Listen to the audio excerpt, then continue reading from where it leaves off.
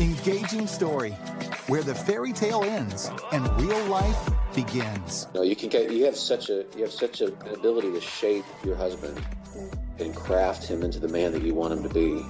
Probably a power beyond that which you realize. Love stories with practical ways to strengthen your relationship. Men really just want to make their wives happy, and he's trying to make you happy, she said. And I was never aware of that before. Man, that's exactly right. I had no idea that was a goal of my husband. Strengthening your marriage, one story at a time. But I really think that made our marriage fun and good and enjoyable, even while we went through maybe the toughest time for marriage, which is that little kid time. Now this is Engaging Story.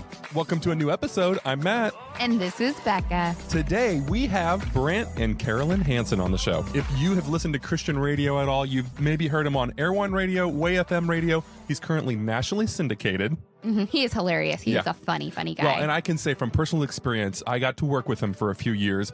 We had so much fun, lots of laughs, lots of creativity. But I think what I appreciate most about Brant is the depth, the conversation, the meaningful conversations that you have one-on-one with him, but also what he does on a national level on the radio.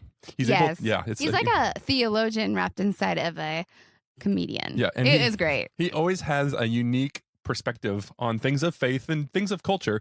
And that's why we're excited to have him today, but equally excited to have his beautiful bride, Carolyn, on the show. She brings the softer side, just as I do, to this podcast.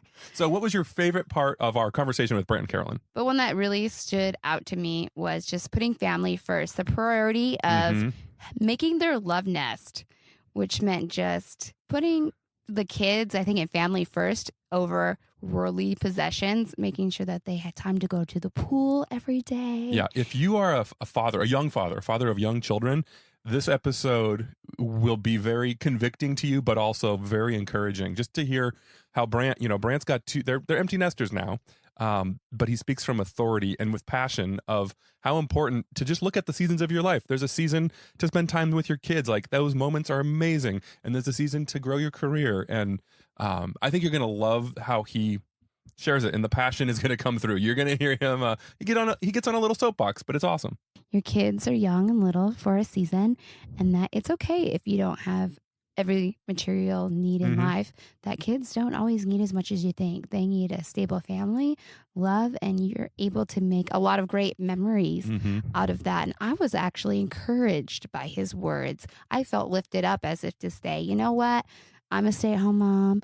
I'm able to make so many memories, and I'm choosing to be with my kids over getting like a brand new SUV or minivan, and I am so excited I am, because it's just going to be old car in a few years anyway, and then I'd want to make sure that I got the best new car after that, and just keeps going and going. So when he was talking about being able to get off at noon, go to the pool, play with his kids, I thought it was actually kind of romantic. I was like, wow, you get to be able to spend time with your family, and you talk about putting your kids to bed at like 7:00 so that you have a couple hours alone at night with your wife.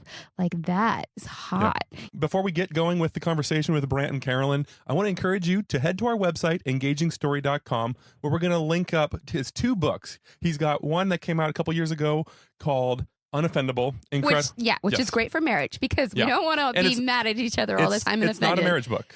But I think, no, but he said it's great for marriage. It is, because it's great for all marriage aspects is of life. the easiest place in life to carry an offense around our favorite person all the time, and you can take things the wrong way. Yeah. And his newest book, I have not read yet. I need to get it, but it's called Blessed Are the Misfits. And also make sure you go subscribe to his podcast. It's called the Brant Hansen Show Podcast, and we'll link it up on our website. Hi, buddy. We kick off each episode with a song that was significant in the couple's life.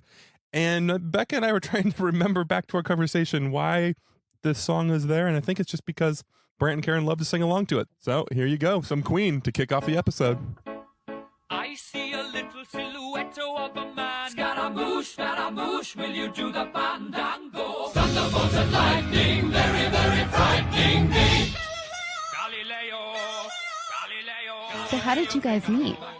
Well, we were in college, and Brant was 17 and I was 18. I lived in the girls' house. It was like a kind of like a sorority, but we took care of our house. It was a Christian house, and then he lived in the guy's house across the street. And our houses did a lot together. Yeah, we were students, and then we didn't really talk that much. I just kind of presumed she was out of my league. I really didn't take her seriously as even a friend. I didn't even think she'd want to be a friend. So until we went on a service project, we went to Appalachia together in that Christmas break of my freshman year. That forced us to talk. In fact, we got snowed in, which was great because we were staying on top of this mountain with our friends and whatnot for the service project, and that forced us to have to stay and play games and stuff. And I guess you kind of got used to my sense of humor or something. Yeah. So that day, instead of going to work on houses like we were there for, we went for a walk in the snow on this mountain. We had some friends with us, and we stopped in the snow and looked around, and one of us said, I can't remember who, where do you think you'll be in 10 years? And everybody gave their theory, and Brant said, I'll be with my wife and my 2 cute kids. And in that instant, I thought, that's going to be me. Wow. And I don't know how. That is amazing, because we weren't romantic at all. I mean, there was no... Oh. We were always hanging out with other people. It wasn't a... Mm-hmm. Although on that same walk, it's weird too. I say that, I really mean this. There was no, I wasn't even trying to like, oh, I'm going to date this girl or anything. But we stopped at this graveyard. Oh, right. And it was covered with snow. It was actually really beautiful on top of this mountain. And we had another friend walking with us, and I found this plastic rose that was lying on top of the snow. And I picked it up. And it was just kind of random at that point. We couldn't tell what grave it went with today. He's a grave robber. But I said, I guess this is, I should give this to you because you're the girl and stuff. And so I gave it to her, and we still have that in our kitchen. Yeah, I keep it, wherever we move, I keep it in the kitchen displayed. It's So, pretty old now. 30 years later, we still have that.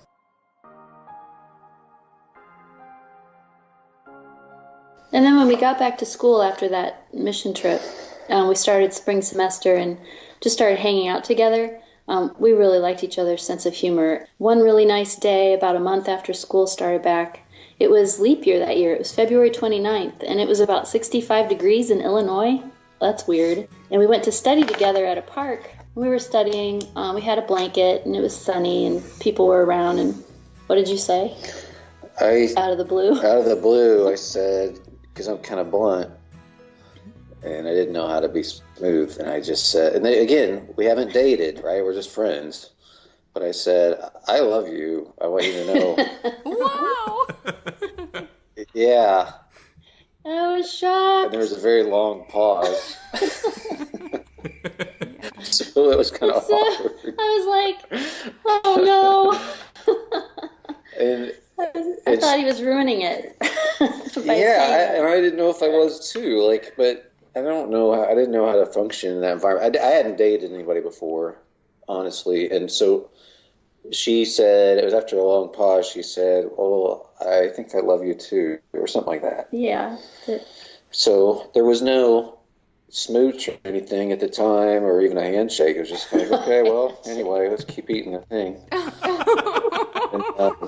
so it went from just being friends to saying, okay, well, I guess, I love you. He did give me a kiss later that day. Later. So, Brant, at that point, were you thinking, like, this is the woman that I want to marry? I didn't know how else to think. I wouldn't know what else that was then. And again, I was so honored that she liked me. And I had to be reassured by a couple other girls that she lived with that she really did like me, for even to take that step, because I couldn't believe it. So they reassured me that no, she actually likes you. She thinks you're cute. She takes you seriously as a man. So I wouldn't have said anything otherwise. And we were really mature by then. We were 18 and 19. Yeah. So then it'd been about a year that you were hanging out as friends? Yeah, a little less than that. I guess we just had birthdays since we met. But we got married when I was 20 and she was 21. So we were married before we left college and spent our senior year together living in married student housing, which was kind of weird. Well, I remember when you asked me to marry you. That was dumb. I did a terrible job. I think it was really sweet. We were sitting in his old Mustang which we would drive around a lot, and which one time caught fire, but that's beside the point. So we were sitting in his Mustang. It was finals week at Christmas time, and I was about to go back in my house, and we were just talking, and then he said, what did you say? Do you want to get married? Yeah, Or I you just said something like, really quick. what do you think about getting married or something? I don't know. It was, it wasn't. I probably waited too long because I was thinking, wow, this is it. This is my proposal. I need to soak it in. But I didn't say anything for too long, and he said, hello? Like, are you still there? I'm like, yes. In retrospect, I wish I would have put more time and thought and effort into it. But all things being equal, I mean, I've got this theory that the lamer the proposal, the better the marriage. So if that's the case, then, it's worked out pretty well. And, he did have a ring ready for me. Yeah. Was it in your car? Yeah. He had so Halloween had not been too far before then. He had a black plastic spider ring in his car, and he gave that to me as a token of his esteem. It's like something you could win playing skee ball at Dave & Buster's or something, one of those things. But yeah, I wish you knew it was obviously for humorous effect. And yeah. I borrowed $200 from my stepdad and got her an engagement ring. A little diamond. Yeah. It was very nice. Well, we were really poor. We were both going into our last year of college, and we both had, well, he didn't have loans. He had a scholarship, but I had loans like crazy. And we had no business paying for a wedding. But, I needed a dress, we needed a church, and some, a few flowers and some cake. So my parents helped out, and we had a very simple wedding with just cake and punch, and I think some mixed nuts for our guests. And neither of us were good at planning events at that point. So we put together what we could, had friends play music and sing for us, and it was a very nice short ceremony, but it was nothing compared to what you would maybe go to today. I don't know. Yeah. I think we did it all for probably under $2,000. Yeah. And I just wanted to get it over with. I didn't want to socialize. I didn't want to have a dance. I just wanted to get married, get out of there, and start our life. So we did. And before you got married, did you have any premarital counseling? Did you read any books together? We did. We had a premarital counselor, the guy at our church, who fell asleep during his... He was asking us questions. He was sitting in his chair, and he kind of turned sideways and kicked his legs up, and he got really, he was musing, looking at the ceiling, and he got really relaxed, and then we were like, wait a second, I think he's asleep. Oh, no. I'm not sure if it helped. I think it did. I imagine it does for most people. I would highly recommend it. But we didn't really know what we were doing. We had no idea. I don't think anybody does. I think it's something, if you have respect for the institution, like a tremendous respect for the institution, you just go into it and think, that's going to have to sustain this thing. Mm-hmm. And to the extent we understood that, we understood what we were getting into, I guess. We understood that we didn't understand. And we're going to have to lean into being married. We just liked each other a lot. Yeah. We liked each other. Yeah, I like being around each other. And people, the guys at my house were giving me a hard time. They were thinking, well, you're too young. Wait till you graduate. And I was thinking, well, why should I room with you guys instead of her? I just don't understand.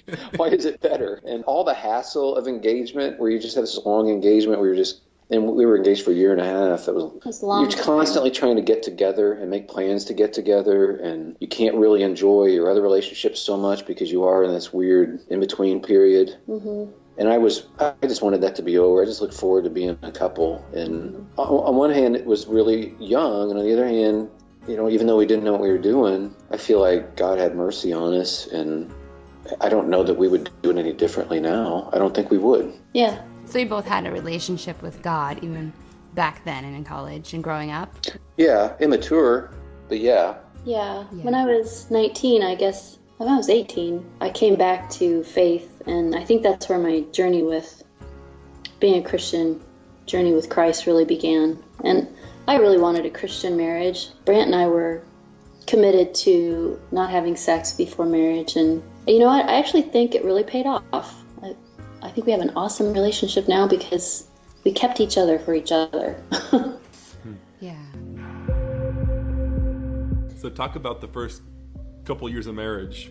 What were kind of the biggest light bulb moments, or oh my goodness, what did I get myself into? Or Yeah, was it the honeymoon phase, or was it like, oh no, this is a hard first year? Or both? No, I would say our first year, I think we both agree, was our worst. Yeah. It was pretty tough. I think it was hard to be an adult and realize that your identity is not the same anymore. You're not an individual. Coming to grips with that for me just took some maturity. I've talked about this on the air before on my show, even recently, just about playing video games late at night with friends and making noise. And then, Carolyn coming out of the bedroom, squinting, like, what the heck's going on? What are you? And me thinking, well, geez, all I'm doing is laugh, not out on the streets or anything. But then I realized now, no, actually, that was really immature of me. Yeah, a college kid probably does that stuff, but I got married. So things have changed. I need to let her sleep. It's not fair. Yeah. And then it was hard for me because I didn't know how to have a partnership. I didn't know how to argue well, how to have a good, healthy fight. So when we had conflict, I would shut down, which actually has been sort of a pattern for me, and I've had to deal with it over the years. But when we first got married, I remember a time when we'd had an argument in our little apartment in married student housing, and I was just like, I am out of here. So I got my coat on, I didn't say anything, and I just left for a few hours in the evening. And I don't know what I did. I probably went to a bookstore or something, maybe Walmart, and I came back, and Brant was just so hurt by that. He said, don't ever leave. Don't just take off. And it occurred to me, I guess that would not be a healthy thing to do. So I've never physically left the house again, and I've had to learn how to not leave the room or not leave emotionally from an argument, but to stay present, be a grown-up, and face it and work through it. Yeah, that was hard, especially. I think we've learned a lot of lessons about resolving things, and I think I'm really into, and she is too, increasingly just working through it in the moment. I guess there's sometimes you have to walk away for 20 minutes or half hour or something, but I can't stand the idea of going to the next day or something. I can't handle it.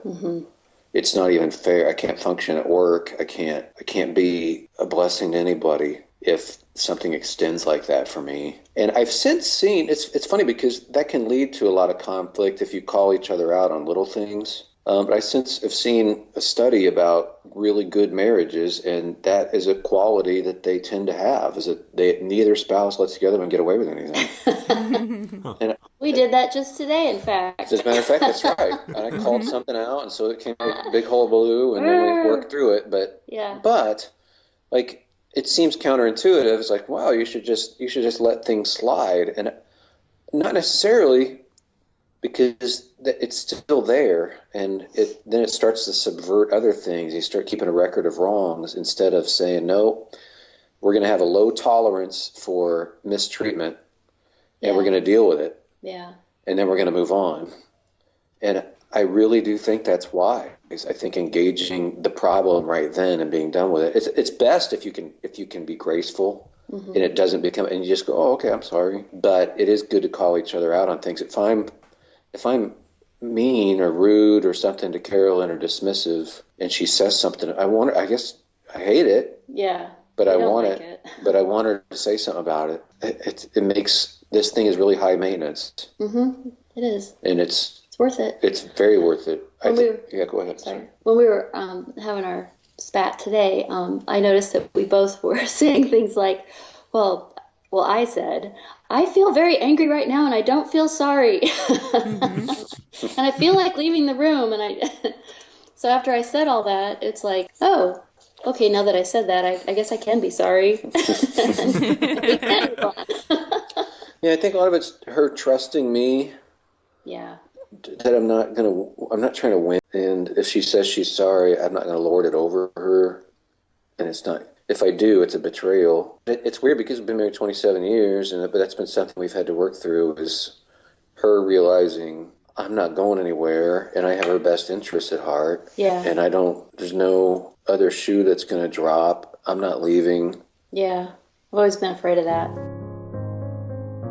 It's actually really, to me, pivotal in our marriage and has led to its better success. So we were driving in the car with the kids once, driving home from an event, and it was a few hours drive. A long story short, I guess I was just getting kind of frantic about the level of the gasoline in the tank.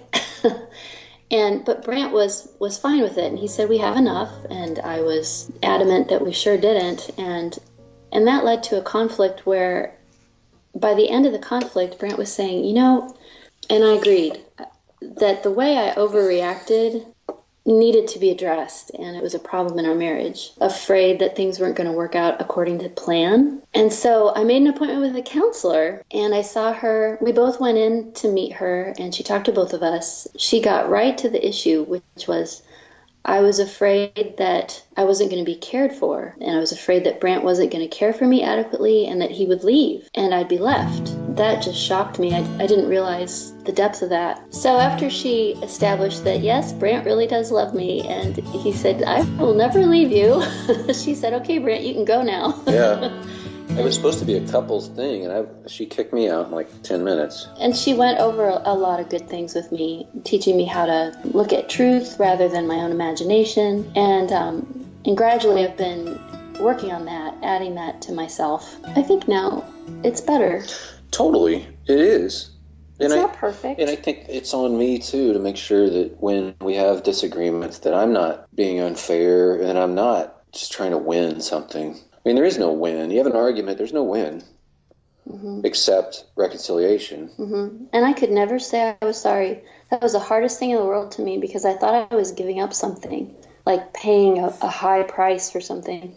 And I realized it's not. It's not a high price because it benefits both of us. And I had to learn that, yes, I am fallible, I make mistakes, and we all do. So I really am glad that we had that conflict and that I went through the struggle of going to a counselor for a few sessions because it just got me on track, I feel like, with the rest of the human race. I felt I was above it all. Well, it sounds like you got to the root of the issue there, of feeling like you're going to be abandoned or not loved for, and then that way now you can be more open in your conversations, and Brant can be there hopefully to reassure you that yes, we're having an argument, but that doesn't mean that I'm not going to leave or I don't love you.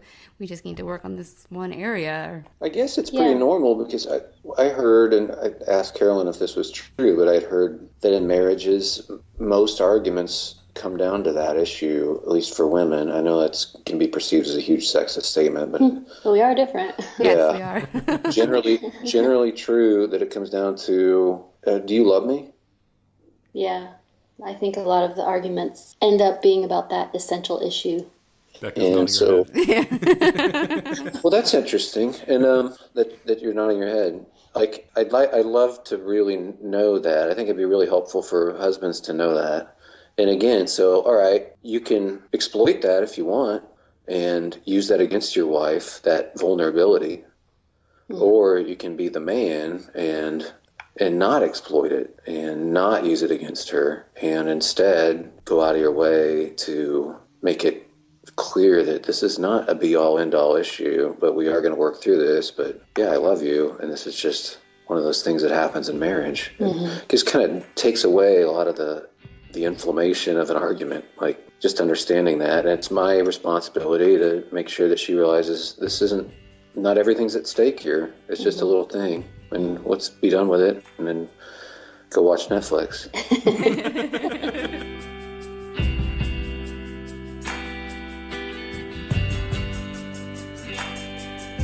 It does help though, because then your mind isn't wandering, having these fearful thoughts of, oh no, what if he does leave me and how am I gonna live alone? And you're just thinking about what's really the topic or what's really the problem right ahead of you.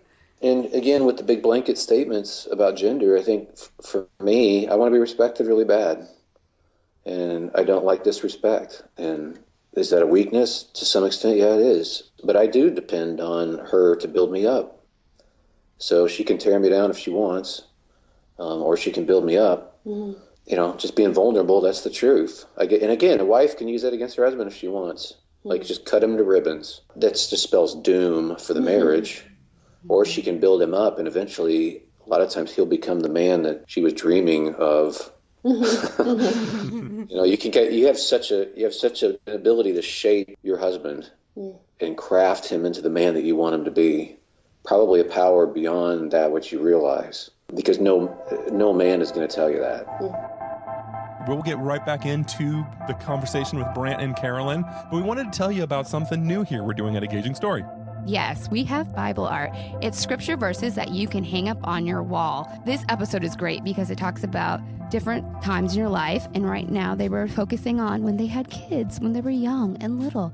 And those can be like sleepless nights. Those nights are hard. They feel like the minutes feel like years. Yeah, so maybe a Bible verse about grace and patience would be good hanging up in your home. Put it up on your wall. So when you feel like just attacking your partner because you have lack of sleep and you're just frustrated that your 2-year-old is not getting potty trained, or they're putting Cheerios everywhere and the Legos all over the floor and there's stuffed animals and are a huge mess. Just celebrate God's promises to you and the goodness, and that his word is awesome. Hang it on that wall and read it. If you want to learn more and see examples of what we're talking about, engagingstory.com.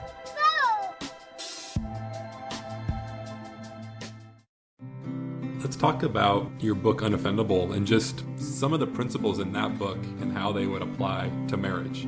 Because as I read it, I think it hit home the most as far as in my marriage and marriage relationship. And yeah, just love to hear your thoughts on that. Well, let me say some of the first, and that is I couldn't write the book if it didn't square with how I was actually trying to live my life, because that would make me sick in my stomach if Carolyn thought, you big fraud. So honestly, it is totally a bedrock idea of marriage, because if you're going to take offense at things, it'll never end. The offense will never end until the relationship does, and even then it'll continue forever. This has to be a lifestyle of forgiveness and then working through the problems, but against a backdrop of grace. We want to make this marriage work. Here's how we need to proceed on this. Being quick to apologize, really, there's not so much at stake. Why can't I be wrong? It's okay. I am sorry. It's all right.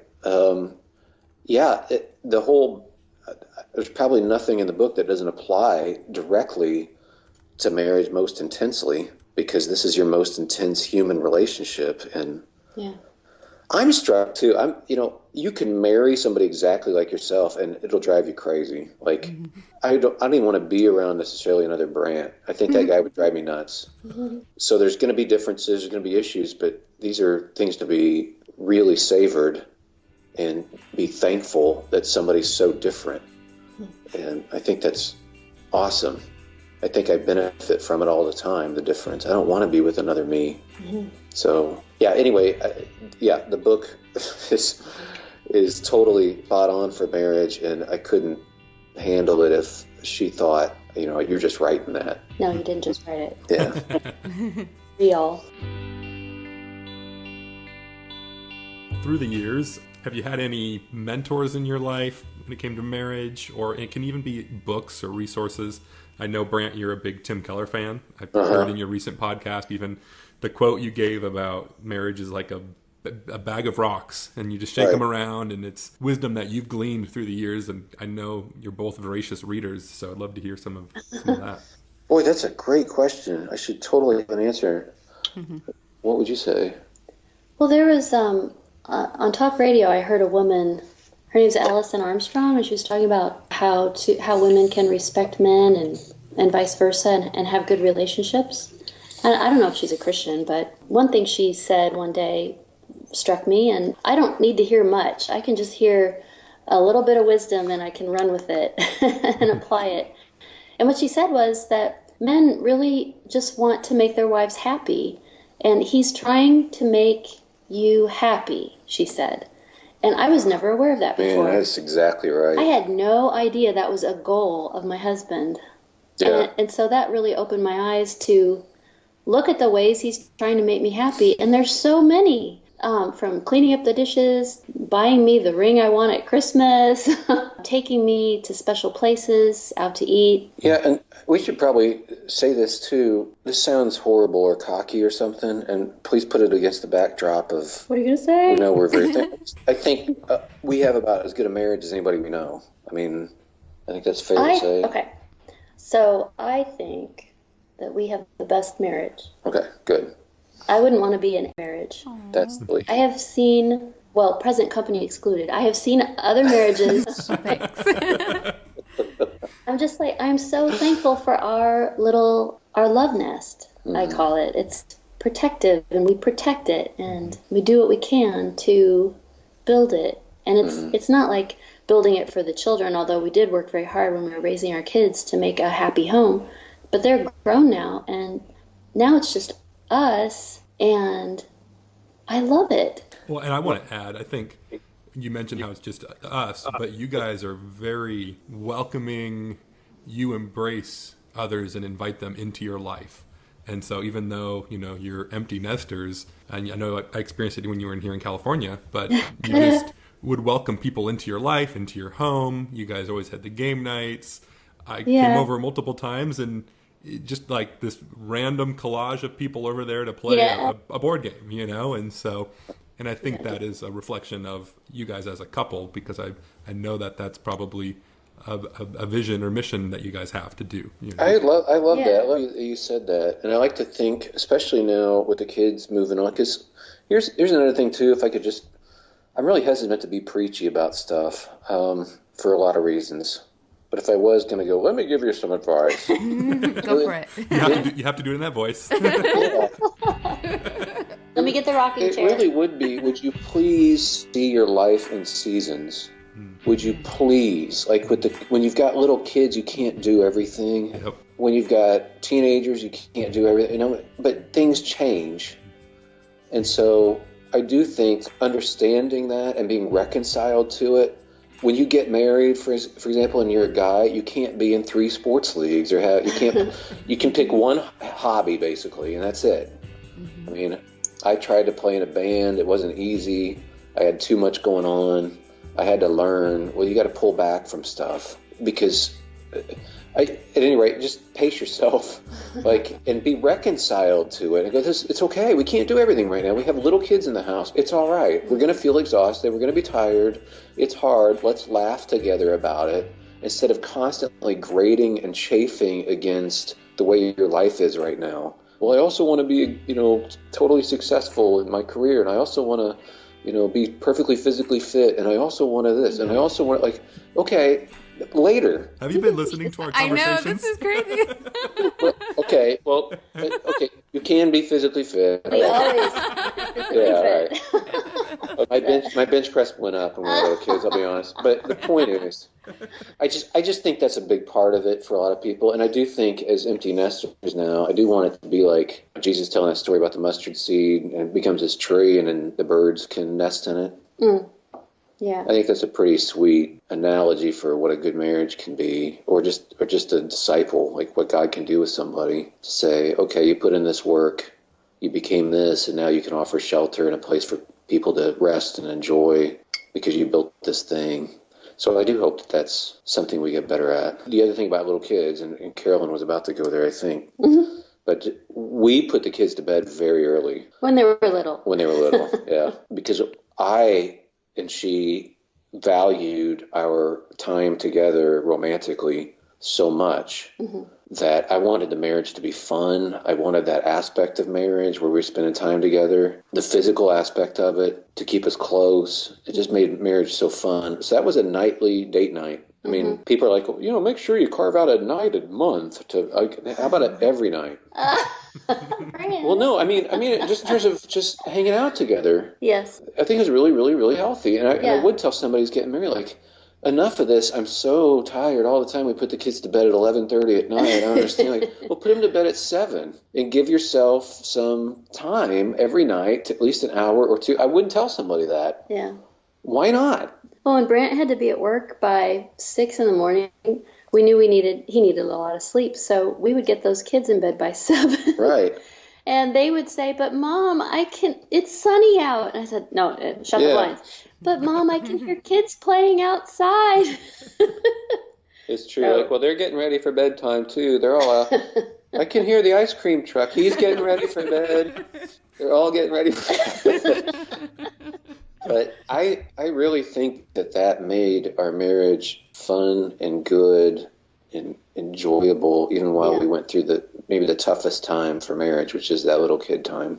Yeah. I think that's the toughest season, I feel, for couples who are in that season. Mm-hmm. But man, if you can do that at all costs, make sure you have nightly time. You just can hang out, laugh, be together, look forward to it. I would put the kids to bed. I would do a long, series of stories and telling them stories and acting things out with puppets or whatever. And that would be her time to just kind of be down and go rest and get ready. Well, I would try to rest, but it was, finish the laundry really fast, put the dishes in the dishwasher, but then go take a shower, and then we have our time together. Yeah. I'm going to go buy some puppets tonight, I think. Sitting here wanting to hear more stories. Gosh. Oh, wow. It's so good. Thank you. Yeah, we got a lot to say. I've always thought about having Carolyn on the show to talk about it, but it's always weird. When it's her. live, it's not live now, but it's very weird. Maybe talk about the balance of career and family and marriage, because I know radio has an interesting aspect to it. You talked about the early mornings, but then there's change involved, so moving around the country. And Christian radio, you're not getting paid that much in the early years, and so... Okay, please include this in the podcast. Yeah. What? Because I wish I could tell guys this. And because it's in a podcast, they won't take it personally, because I'm not picturing anybody in particular. Mm-hmm. But for crying out loud, this choice to make more money that you don't need, that you're using for a nice car or something, is the stupidest idea ever when you've got kids that you could be spending time with and you're not stressed out. Mm-hmm. Do not stress yourself out or your wife and buy stuff that you can barely afford or that put you on the hook. Do not do that. If you want to do it later on and be an idiot, go right ahead. But when you've got little kids, this is the time to be around. Or when you've got middle school kids or high school kids, this is the time to be around. And to be sure, I had to make that decision. We were making $17,500 when we had Justice. And then I think I was all the way up in the low 20s when we had Julia. Well, I remember I just told somebody last week that we actually had welfare aid to help with our son's birth. WIC. And we had WIC too. And my doctor lowered her fees for us. Yeah, we had a little trouble making ends meet. Well, that was with when I was a youth pastor, and when they understood you guys are getting welfare help to have a kid, we better bump you up. So I got into the 20s, and we stayed there for a while. And I then thought, you know what? I'm going to go to law school, and then I'll be able to intellectually be satisfied. I'll be proud of myself for doing something that sounds impressive. I'll be a big shot lawyer. Yeah, you got lots of scholarships too from different schools. Yep, took the LSAT, did well, like top 1%, and got full rides plus stipends and stuff. But even then I realized when I leave law school, I'm going to have to take a job at a big firm. And I talked to other lawyers and they said, you're going to be home for dinner like once a week. And I thought, okay, this is when my kids will be in middle school and high school. Mm-hmm. It's not worth it. Mm-hmm. What am I doing? We didn't set out to do that. Mm-hmm. So I took a job that did not pay enough. Mm-hmm. We barely got by, but I got off for the day at noon. So I would work 6 hours a day. Carolyn stayed home and homeschooled the kids. And then I would come home, and every afternoon, we lived in Florida, and I would take them to the pool, and I'd spend like 4 hours with them a day just playing. And God took care of our needs. We never missed out on anything, and I've got all these memories of sunny days at the pool with my children. So if I'm going back and regretting that, I'm a fool. I do not regret it. That was the absolute smartest thing we ever did. I'm glad we didn't have that much money. I'm glad I didn't work very much, and my kids know me, and I know them. Now I can do career stuff. I got all kinds of time. Hey, wait a minute. What about me? Right. Well, she knows it too. Like we've got time for each other, and I got a little more time to spread out and do other things, and so does she. So it's all in seasons. And why cash in this one season where this is your only shot with your kid? Why would you want to be in a stressful position just so you can buy garbage? Okay, starting to be preachy. No, I am, but I'm saying that in the sense of no one who's listening can take it personally. I'm not picturing anybody. Just like, this is just unfiltered truth. Raw. From me, anyway, my perception of it. I feel like you have the right to say it because of the 27 years of marriage, and you can look back now on those. You have those memories with your kids. And who else is going to tell you? I just, yeah, that's all. So if I'm too strong about it, I'm sorry, but I don't think I am. I think you're one shot, man. You can't get it back. Totally. I know. Sounds romantic. Have time with your family and the warm weather and the beach. Thank you, Brant and Carolyn, for sharing your story and such great wisdom to us. We recorded this episode, man, it was like 6 months ago. And I think the themes and the message in that it's been like echoing in my brain, and it's been like such a message that I've needed to remind myself daily. And so I hope this does that for our listeners also. Carolyn, thank you for being so open that you shared about when you get into a conflict that you have this kind of, oh no, I'm going to be abandoned, that my husband doesn't love me. Brant brought that up, that women kind of feel their vulnerability areas. He doesn't love me. You know what's interesting is that just recently our daughter has been doing that and asking us multiple times, do you love me? Do you love me? I'm wondering if it's kind of tied to it. Yeah, it could be for me. I'm always asking. That's true. She's probably copying you. Love me. Yeah, so. I'm probably more the one with the issue. Because, yeah, I agreed. I said, definitely, Brant, I think that is true, that our weak point area when we get into conflict is, does he love me? That's where my brain goes to is, oh no, my husband is going to leave me. He doesn't love me because he didn't agree to watch the same Netflix movie. No, not really. But no, I mean, it's not really that shallow. But it's interesting because that's why I think, why else is he not looking me in the eye? Why is he not talking to me? He must not care anymore.